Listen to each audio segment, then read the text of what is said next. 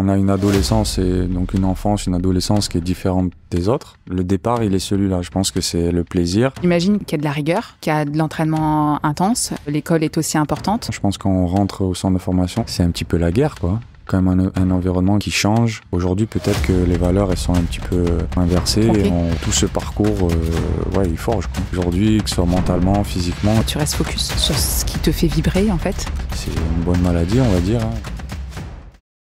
Bienvenue sur Outception, les meilleures stratégies de motivation. Je suis Cécile, maître praticien en programmation neurolinguistique, spécialisée dans l'optimisation de la performance. Et au quotidien, je vous emmène à réaliser vos objectifs. Je reçois ici des personnalités inspirantes aux environnements complètement différents, avec un trait commun, la faculté de pouvoir accéder à leurs rêves les plus fous. Comment font-ils pour identifier leurs peurs, modifier leur schéma de pensée et passer à l'action? Retrouvez Outception sur votre plateforme favorite. Je vous souhaite une très bonne écoute.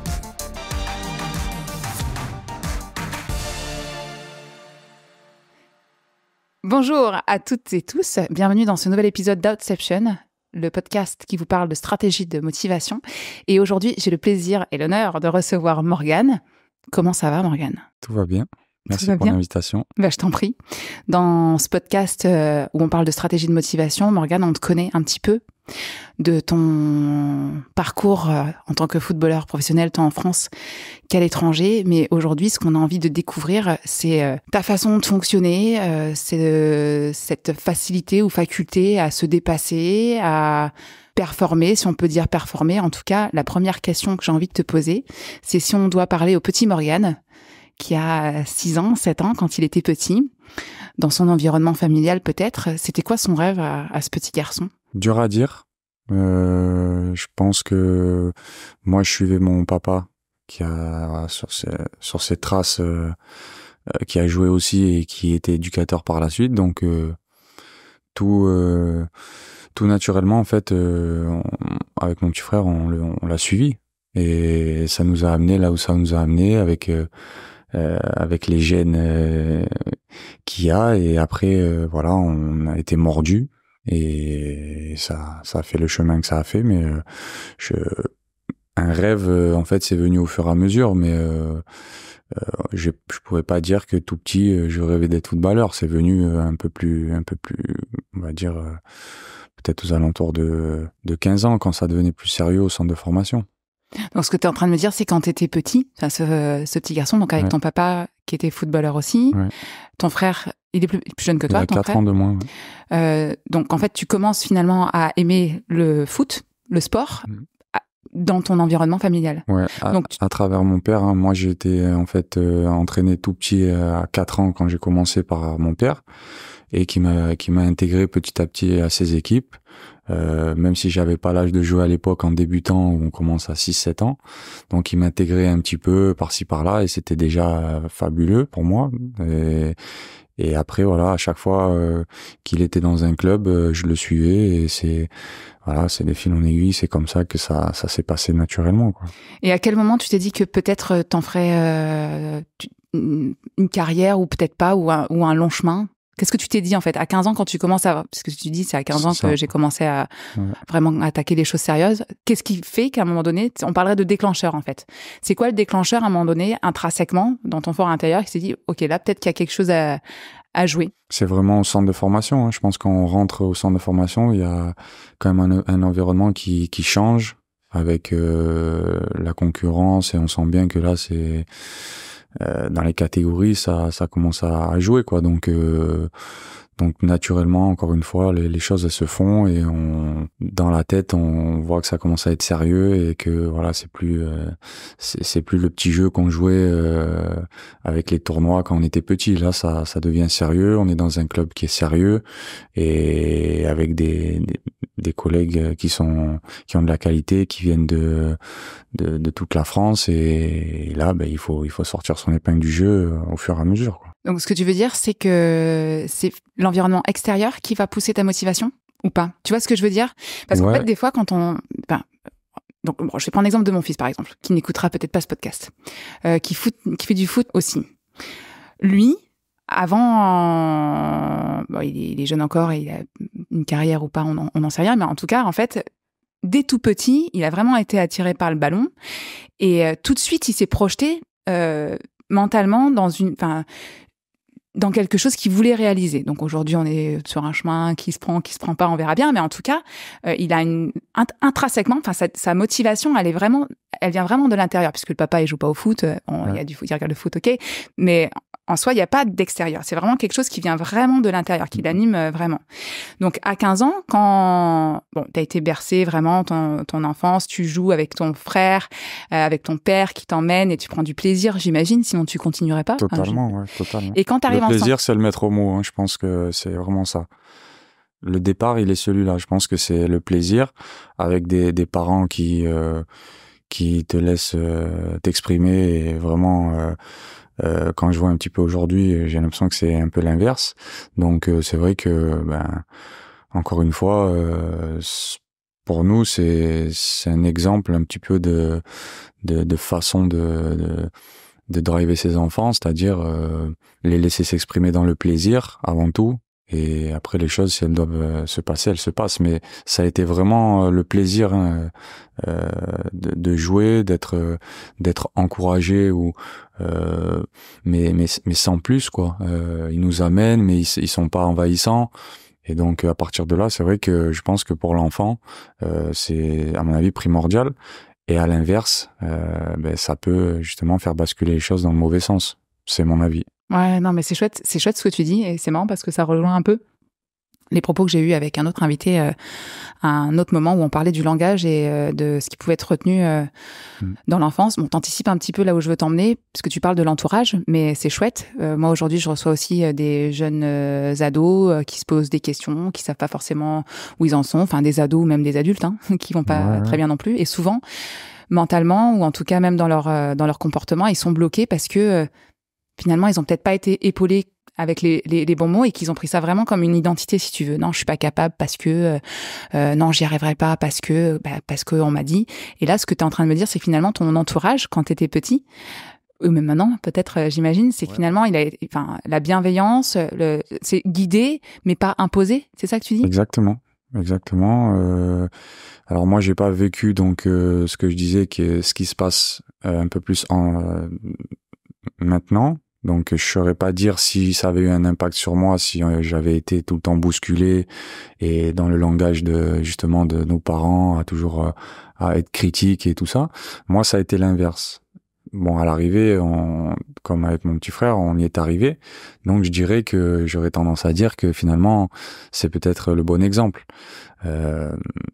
Après, tout est relatif et il peut y avoir aussi des enfants qui ont un peu besoin de se faire un peu plus bouger, je sais pas. Mais en tout cas, nous, on nous a laissé s'exprimer et c'est ce qui nous a amené à finalement aimer ça, parce que mon frère, un petit peu à contrario de moi, donc il baignait là-dedans avec son grand frère et son père, et lui, comme il le dit si bien, il voulait pas spécialement faire du foot. Et en fait, les choses ont fait et ça l'a mené aussi à faire son chemin, quoi. Et alors, quand tu commences donc t'es en centre de formation, finalement, les choses, elles s'accélèrent un petit peu par la force des choses. Ouais. Là, tu vois, je suis vraiment en mode interrogatif puisque... complètement. Parce qu'on est au sport-études avant ça. Ouais. Donc là, c'est encore du sport-études, ça reste léger. Mm-hmm. Par contre, quand on rentre en centre de formation, qu'on a 14 ans, là oui, les choses, le programme, les emplois du temps, que ce soit des études et du foot, ils commencent à quand même changer, à s'intensifier au niveau du foot surtout. Donc là, à un moment donné, ça s'accélère. Ouais. Et comment on le vit, ça ? Alors, du coup, t'es pas dans ma tête, donc tu peux pas savoir à quoi je suis en train de penser. J'imagine qu'il y a de la rigueur, qu'il y a de l'entraînement intense, que l'école est aussi importante. Tu vois, pour tous les jeunes, les gamins qui vont peut-être nous regarder et qui voient en toi un grand footballeur, en tout cas qui en a fait sa carrière, pour tenir, hormis la motivation et l'entourage qui t'accompagne, est-ce que tu crois que la rigueur qu'on t'impose finalement en centre de formation, elle va être aussi marquante pour tout le reste de ta vie dans n'importe quel...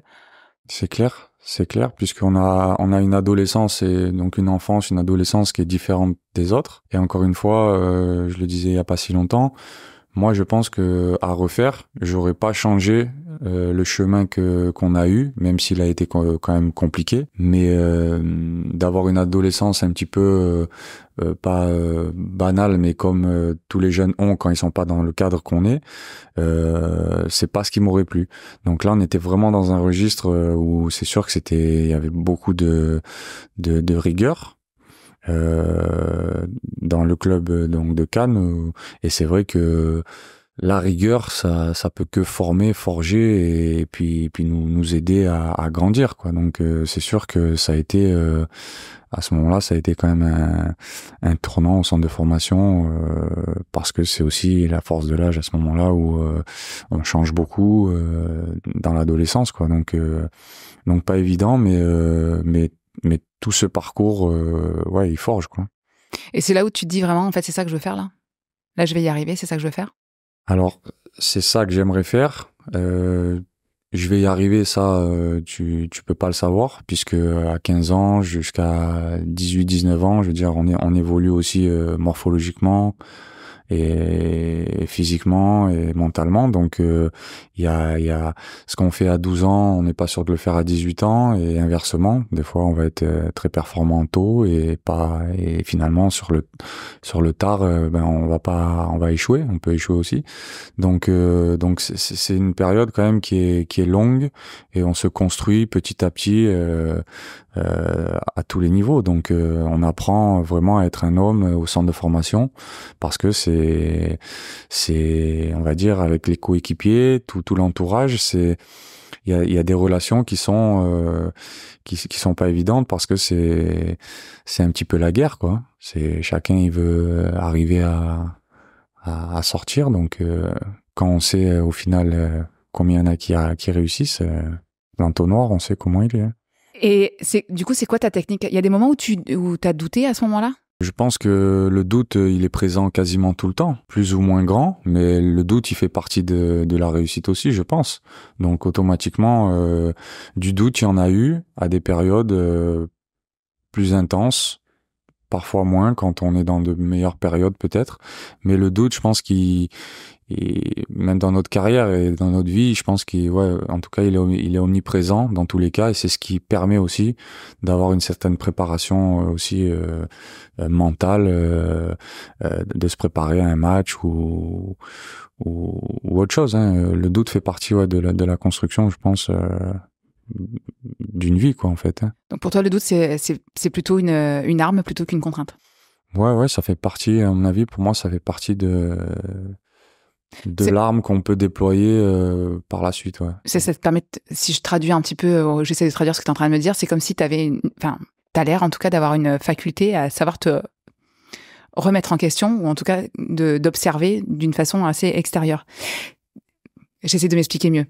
Dans ce que tu me racontes, et je trouve que c'est quelque chose que les gens pourraient, en tout cas les jeunes, ils pourraient se servir comme une vraie force. Parce que quand on reçoit des jeunes qui sont un petit peu perdus et qui doutent, pour eux, ça apparaît vraiment comme une barrière très très forte et qui paraît insurmontable. Enfin, en ce moment, j'en ai quelques-uns, tu vois. Et l'idée, c'est qu'ils ont du mal à se souvenir. Donc c'est tout le job. Hein. C'est d'aller chercher qui t'es vraiment. Enfin, ce que tu veux faire, en tout cas, ce qui te fait du bien, ce qui te fait plaisir, et à quel moment ça a marché pour toi. Parce que quand on reste vraiment dans le doute tout le temps. En fait, on oublie ce qu'on est capable de faire. Tu me suis? Ouais. Et toi, t'as et on en avait discuté quand on a préparé un petit peu cet entretien-là avant. Et souvent, les sportifs de haut niveau, c'est un peu ça. C'est que vous avez une certaine faculté à transformer ce qui pourrait être bloquant pour certains en un levier de mise en action. Ouais. C'est difficile à expliquer. Je pense que c'est des sentiments qu'on peut avoir comme dans un match. Hein. Il y a des moments où en fait c'est vrai que on va dire le doute et la pleine confiance en fait ils sont très très fragiles.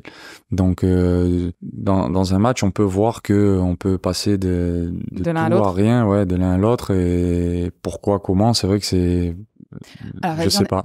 On essaye un truc. On essaye un truc pour voir si ça marche. Ouais. Est-ce que, donc, t'as pas besoin de me donner des détails ou de me le cadre ni rien du tout. Est-ce que tu arriverais à te souvenir d'une situation en particulier, parmi toutes les situations de match peut-être importants que t'as traversé, que t'as eu, une situation bien précise où t'as eu cette sensation-là d'un moment donné d'être hyper en confiance et d'un seul coup il se passe quelque chose et tu l'as plus du tout. T'es pas obligé de me raconter l'endroit, hein. Juste d'imaginer ce qui se passe à l'intérieur de toi. Tu te rappelles de ça? Ouais, j'ai des idées un peu enfouies de pas mal de situations même, mais pourquoi, comment? C'est vrai que c'est aussi parce que c'est un sport collectif, je pense. On n'est pas seul à seul comme le tennis ou d'autres sports individuels. Il y a peut-être aussi cette faculté à collectivement aussi s'entraider peut-être, ou aider l'autre par rapport à quelqu'un qui va être moins bien à ce moment-là, ou si toi t'es moins bien, l'autre qui t'aide aussi. Donc c'est ça la force collective aussi quand on voit des équipes qui sont très très performantes. Je pense que c'est parce que certainement aussi collectivement elles ont une force d'entraide en quelque sorte, quoi. Toi, tu vas te nourrir vraiment du collectif, en fait, c'est ce que tu es en train de me dire. C'est-à-dire que tu vas te défocaliser sur ce que tu es en train de vivre, ouais, à quelque chose près, pour aller chercher finalement l'énergie des autres qui vont te porter. Ouais, dans un moment où vraiment c'est compliqué. Ouais. Après, je pense que sinon, il faut quand même se focaliser sur soi-même pour remonter la pente du doute au moment voulu, quoi. Mais sinon, peut-être aller chercher, oui, dans le doute un peu plus profond, donc peut-être la solidarité collective par rapport à ça, mais ouais, comment le décrire, c'est pas si facile. Ouais. Alors, si on parle pas de sport et qu'on parle du quotidien, par exemple, est-ce que ça t'arrive d'avoir des moments comme ça où de blocage, en fait? Tu vois, si on repense à cette sensation que tu as pu imaginer dans un match à un moment donné où tu t'es pas senti bien, cette situation, elle s'est peut-être répliquée d'une autre façon complètement, mais avec la même sensation. Non, mais c'est totalement différent. Je pense que quand on est dans le métier, dans le sport, quoi, je pense que ouais, les sentiments, ils sont pas les mêmes, même dans le doute ou autre, que on va dire dans la vie courante. Je pense que c'est quand même des sentiments qui sont un petit peu différents, je trouve. Le doute qui peut se créer, je pense pas que ce sont les mêmes. Non, probablement, mais du coup, ma question, ce serait de se dire, ok, comment tu te mets à l'action? Tu vois, si demain t'es dans ton environnement personnel, ouais. Ton objectif c'est de réaliser telle ou telle chose, et puis finalement il y a une partie de toi qui se dit ouais, mais je sais pas parce que si, parce que ça. Comment est-ce que à un moment donné t'arrives à faire taire cette partie de toi pour te mettre en action? Mais je dirais qu'il faut réentreprendre en fait, hein. Donc nous, si c'est un geste ou si c'est une course ou si c'est voilà dans le foot, quoi, mais je pense qu'il faut entreprendre à nouveau pour, je pense, couvrir ce qu'on a pu peut-être faillir juste avant et que ça reprenne le dessus, quoi, simplement. Donc tu te sers de tes expériences qui ont marché et de tes capacités, finalement tu réévalues pour pouvoir avancer. Je pense que c'est comme ça qu'on se regonfle, à mon avis, de confiance, hein. Ouais, complètement. On regonfle la confiance de cette manière-là. Après encore une fois, ouais, c'est pas évident à décrire. Ouais. Écoute, je t'invite plus tard chez toi à te concentrer et à revivre un moment de... Je ferme les yeux parce que c'est comme si... Marrant, ouais, franchement, et j'invite tout le monde à essayer de le faire à un moment donné. Puisque, alors, du coup, on continue un petit peu. Si, quand tu as pensé à ce souvenir-là précisément, est-ce que tu l'as revu mentalement? Ouais. Ok. Ouais. T'étais dans l'action ou tu t'as vu un autre toi qui était en train de le faire? Tu vois, si on était à côté, on fait comme si on était à côté l'un de l'autre. Tu repenses à ce souvenir-là, bien précisément, où tu as eu un petit peu un ascenseur émotionnel, ok. Est-ce que tu es dans l'action, c'est-à-dire que tu peux voir autour de toi comme si tu y étais? Ouais, c'est le cas. Ok, et quand tu es en train d'y penser, à l'intérieur de toi, il se passe quelque chose? Ça reste un bon souvenir dans tous les cas. Donc c'est agréable. Avec l'ascenseur négatif ou positif, quoi, si on peut les décrire comme ça. Mais ça reste au final un bon moment. Ouais. Un bon moment. Et donc il y a quand même du doute là. Après, sur ce fait-là, ça se finit positivement. Donc en effet, le souvenir il reste bon. Comme ça. Mais je pense que s'il me vient peut-être un souvenir plus plus négatif, Eh ben, en fait, il va quand même être bon en soi parce que il aura servi aussi, quoi. Donc c'est là où on peut rebondir sur les échecs ou les rebonds, quoi. ouais. Parce que finalement, même si tu as un événement, c'est ce que tu es en train de me dire, Ouais. qui n'était pas forcément plus agréable ou qui n'a pas abouti à ce que tu voulais, Ouais. pour toi, il y a un apprentissage derrière. Ah, il m'aura totalement servi dans tout. Ouais. Là, tu vois, ça, il y en a d'autres qui me viennent et en effet, où parfois la confrontation et les sentiments, ils ont été et les doutes omniprésents. Et finalement, peut-être si j'ai pas ce passage-là dans ma vie, peut-être que j'arrive pas à me construire de cette manière-là. Ouais. Puisque tu veux bien jouer le jeu, et j'adore, parce que du coup, là, peut-être te demander, mais pourquoi elle me demande si je suis dedans, si je suis pas dedans, etc. Ouais. Parce qu'en fait, tous nos souvenirs sont empreints vraiment d'émotions. Et nos systèmes de perception, c'est ce qui va engager finalement notre code mémoire et tout ce qu'on va pouvoir mettre en action demain, en gros. Donc là, ce souvenir-là dont tu parlais tout à l'heure, où finalement, tu as eu un ascenseur émotionnel où tu revis l'action et tu peux revoir comme si tu y étais tout ce qui se passe autour de toi, tu me dis que tu as plein d'autres souvenirs qui arrivent. Ben, je parlerai par exemple du centre de formation. Donc en moins de 17 ans où c'était un petit peu compliqué aussi et donc comme on parlait de rigueur, on nous forge donc il n'y a pas de cadeau et finalement c'est presque moi qui ai remis les choses dans l'ordre en travaillant quoi, comme on dit en ne lâchant rien sur pas mal de côtés quoi. Donc finalement, ce passage-là, il avait été compliqué parce qu'en plus on est dans un âge où l'acceptation, voilà, il y a plein de choses. C'est difficile. Mais c'est ce qui t'a fait grandir derrière pour la suite. C'est ce que tu dis en fait. Oui, c'est ça. Alors pour en revenir à ce que je voulais essayer, tu vois, si tu reprends parmi cette période-là de centre de formation, si tu te rappelles donc pareil, t'es pas obligé de me le partager, d'un moment avec donc dans ce cadre-là, ou qui n'était pas un moment précis. D'accord, qui était pas agréable. Mentalement, comment ça se manifeste? Est-ce que, pareil, tu le vois? Oui. Ok. Et là, est-ce que t'es dedans ou est-ce que tu vois la situation comme si t'étais au cinéma, sur un écran? Je peux être dedans comme le percevoir de. Ok, donc là, ça peut bouger. Ouais, alors que tout à l'heure, t'étais vraiment ancré dedans. Non, je dirais que c'est la même chose. Je suis en action et en même temps, je vois aussi, je perçois tout. Ok. Est-ce que dans les deux cas, est-ce que il y a de la couleur dans les deux situations? Il y a de la couleur dans les deux situations. Et dans le contexte du centre de formation, est-ce qu'il y a plus de couleurs? Pas sûr. Mais est-ce que c'est peut-être aussi le moment, les moments que, voilà, des moments où ça se passe aussi qui sont peut-être en adéquation avec le fait que, tu vois, il y a moins de couleurs peut-être aussi. Alors bon, je vais te donner un tips en fait. Cette expérience-là, enfin, quand on l'a fait, c'est juste que notre mémoire, en fait, on peut être complètement associé à un moment associé au souvenir. Donc, tu peux repenser le souvenir et être dans la situation et ressentir tout ce que tu peux ressentir, que ce soit de bien ou de moins bien. Et à l'inverse, on peut aussi complètement s'en dissocier et être observateur de la situation. Et ce que tu es en train de me dire, finalement, c'est que tu as la capacité inconsciente, tu es inconsciemment compétent, du fait que tu arrives à te mettre dedans pour vivre le truc bien, ou te dissocier et te mettre à l'extérieur et de regarder de loin, si c'est moins agréable pour toi. Et en fait, toi, tu le fais de façon inconsciente, mais il y a des fois des personnes qui sont coincées mentalement dans des souvenirs qui sont peut-être, tu vois, douloureux et qui sont complètement associés aux souvenirs. C'est-à-dire que quand ils y repensent, ils revoient tout le film, peut-être qu'ils même ils entendent toute la situation, etc. Mais ils sont comme s'ils y étaient, ils revivent le truc vraiment. Okay. Alors que si tu arrives alors c'est un tips, hein, c'est pas un protocole de guérison, on est d'accord. Mais pour soulager son mental, en fait, être capable de se dissocier et de se mettre vraiment en position d'observateur, ça détache, déjà ça crée une espèce de distance qui coupe plus ou moins le facteur émotionnel. Donc pourquoi je voulais en venir là? Parce que du coup, tu m'y as emmené sans le savoir. Et surtout pour montrer que t'es inconsciemment compétent du fait que t'arrives naturellement à dissocier pour que ce soit moins éprouvant pour toi, finalement, et te servir de quelque chose que tu peux finalement analyser dans l'écran en observant, ok, ça va me servir parce que plus tard, en fait, je pourrais l'utiliser dans telle ou telle situation, et c'est ce que tu fais. Et c'est ce que tu as fait, en fait, après. Certainement, c'est des éléments qui sont pas évidents, mais c'est possible que ça ait eu un impact sur la suite. Ça, c'est encore plus possible, je pense, que je dirais que le reste.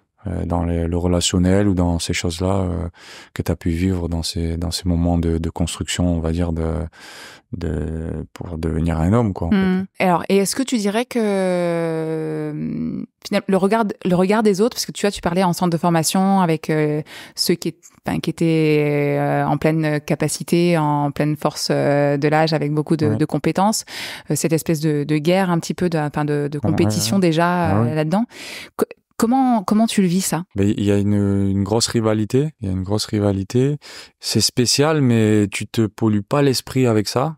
Donc, comme tu aimes le football, en fait, tu prends du plaisir dans ce que tu fais. Et après, le reste, il faut vraiment arriver à ne pas se polluer l'esprit, hein, je pense.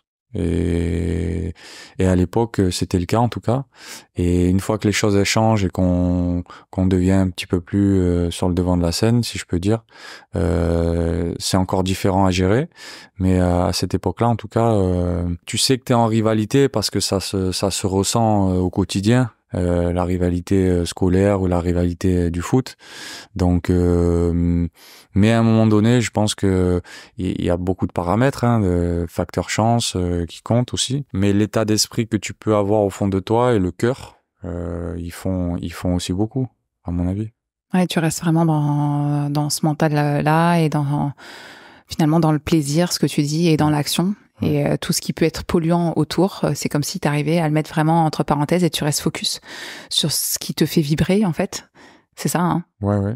Et moi, c'est ce qui s'est passé, je pense, dans ces années-là, en tout cas. Parce que je sais pas si les jeunes ou les gens s'imaginent au centre ou les parents là quand ils sont au bord des terrains avec les petits, ce que c'est réellement d'avoir son enfant dans ce contexte-là. Alors ça paraît alléchant ou ça paraît beau comme ça, mais derrière tout ça, il y a beaucoup de travail, beaucoup de sacrifices, et voilà, c'est beaucoup d'investissement. Quand on en sort gagnant, c'est vrai que ça reste une fierté parce que comme je disais tout à l'heure, on est quand même très très nombreux. On est très très peu finalement à sortir, et quand on repense un peu aux échanges, aux relations qui ont pu être superbes, comme d'autres qui ont pu être conflictuelles, compliquées, on peut être que fier et satisfait de pouvoir être sorti du lot de tout ça, puisque je dirais qu'il y en a qui sont plus promis à être à avoir le contrat professionnel dès les premières années du centre de formation, et puis au final les personnes sur qui on aurait peut-être moins parié, elles ont mis plus de cœur, peut-être plus avoir un état d'esprit, voilà, de rien lâcher, tout ça, et finalement on voit que c'est peut-être ces gens qui ont une mentalité comme ça qui arrivent à sortir du lot avec tous les facteurs que je disais, chance ou autre, plutôt que ces mecs-là qui ont pu être déjà mis sur un piédestal à cet âge-là et qui se sont écroulés, quoi. Donc je pense qu'il faut pas brûler les étapes. Après, il y en a qui ont un talent inné et qui réussissent comme Mbappé ou d'autres, hein, mais sinon, nous, on fait pas partie de cela. Donc, on doit quand même être, même si on a un talent peut-être, je dirais inné, un peu qui vient du sang, peut-être des parents ou à ce niveau-là, mais sinon, on doit s'investir beaucoup pour réussir. Donc voilà, le chemin, il est celui-là, quoi, en tout cas. C'est chouette ce que tu dis, le fait de s'investir beaucoup et puis d'avoir le goût de l'effort aussi et de la ténacité, etc. Parce que finalement, j'aime bien vous recevoir, les sportifs, parce que vous avez tous, en tout cas a priori, cette même façon d'envisager les choses. Et quelque part, est-ce qu'on peut pas répliquer toutes ces valeurs-là du sport dans la vie courante? Tu vois, parce que là, on parle de l'effort pour le sport, mais en soi, le fait d'avoir demain dans le travail, ou pas forcément dans le travail, mais dans l'épanouissement personnel, tu vois, quand tu as envie d'atteindre quelque chose précisément, pas pour l'argent forcément, mais juste pour se sentir bien ou pour se sentir complètement aligné avec ce que tu veux être, il faut aussi des fois mettre un peu d'effort, il faut y mettre une certaine rigueur, et que les choses, elles arrivent pas forcément comme ça, à tomber du ciel. Oui, je pense qu'il y en a qui ont cette chance-là où ça tombe voilà du ciel, mais la plupart, il faut quand même qu'on aille chercher les choses. Donc ça doit certainement être une bonne idée, et ça doit certainement servir dans la vie de tous les jours. Mais encore une fois, ce que tu as dit, c'est que de le faire d'abord pour soi, pour le plaisir personnel, et de voir après voilà ce qui s'ensuit. S'il y a l'argent qui suit, tant mieux. Mais aujourd'hui, peut-être que les valeurs elles sont inversées. Trompées. Et on privilégie peut-être à l'inverse de ce que nous on faisait avant. Et moi, c'est ce que je ressens en tout cas aujourd'hui dans ma perception du foot, que ce soit petit ou professionnel, où on inverse et on se trompe, à mon avis. Et quand on parlait tout à l'heure des parents qui mettent leurs enfants, est-ce qu'ils le mettent pourquoi? Je pense que la réponse on l'a. Donc, je pense que là, ils partent déjà dans le mauvais sens. Mais encore une fois, c'est que mon avis. Ouais, mais à chaque fois, ça revient toujours un peu à la même idée avec les invités que j'aime à recevoir. C'est qu'on parle toujours finalement de l'intention de base. Quand on fait quelque chose ou quand on fait les choses, qu'est-ce qu'on veut à la fin, quoi? Qu'est-ce qu'on veut aller chercher? Et effectivement, quand l'intention c'est pas la bonne, finalement la direction, on a peut-être plus de mal à aller la chercher. Voilà. C'est toi, tu parles de plaisir d'abord, quoi, de vraiment de sensation. C'est pas de calcul, quoi. En fait, voilà, il y a pas de calcul.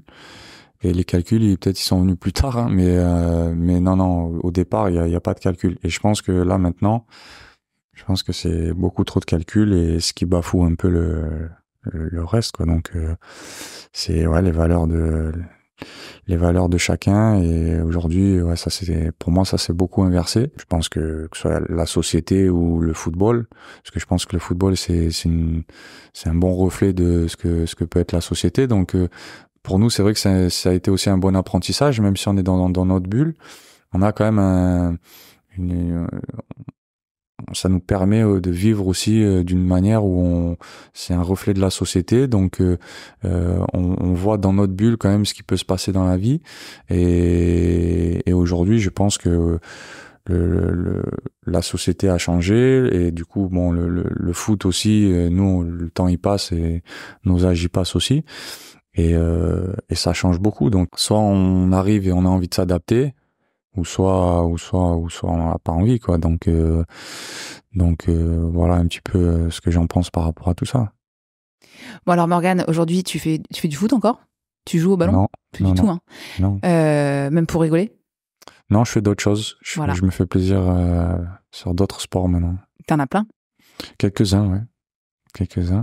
Donc si tu veux que je te les cite. Bah ouais, je veux bien. Donc dès que je me suis arrêté, moi j'ai continué beaucoup la boxe anglaise, parce que c'était un moyen de m'entraîner très dur et de continuer un peu dans la lignée de ce que j'avais vécu pendant 30 ans.